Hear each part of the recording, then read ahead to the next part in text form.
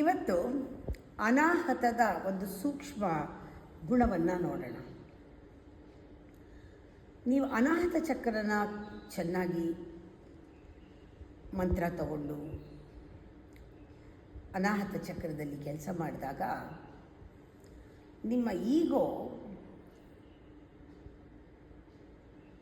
It ವೈಡನ್ಸ್ and the wide sense of unity will come with the big ego.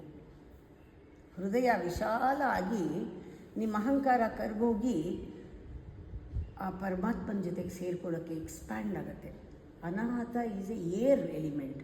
It expands life.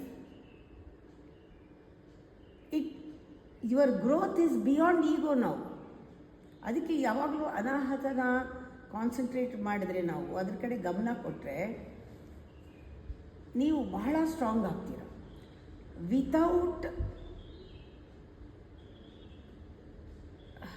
Purification or without balancing of emotion, if you get strength without purification is very dangerous. Power must be guided by character. ಇವಾಗ ನಿಮಗೆ ಹಣದ power ಇದೆ. ಹಣದ power ಅಂದ್ರೇನು? A power of the will. It gives you the will power.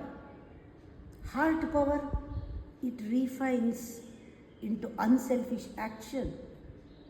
ನಿಮಗೆ ಬೇಕಾಗಿರೋದು money power ಅಲ್ಲ, heart power. Will power ಅಲ್ಲ, ಸೋಲ್ ಪವರ್. ಆ ಪವರ್ ನೀವು ಗಾರ್ಡ್ ಮಾಡದೇ ಇದ್ದರೆ ನೀವು ಸೆಲ್ಫ್ ಸೆಂಟರ್ಡ್ ಆಗಿಬಿಡ್ತೀರ. ಹಾರ್ಟ್ ಚಕ್ರ ಆಕ್ಟಿವೇಟ್ ಆಗ್ತಿದ್ರೆ ಯು ಬಿಕಮ್ ಸೆಲ್ಫ್ ಸೆಂಟರ್ಡ್. ಯಾವಾಗ ಹಾರ್ಟ್ ಚಕ್ರ ಕೆಲಸ ಮಾಡುತ್ತೆ, trust fills the space. Work on the heart centre.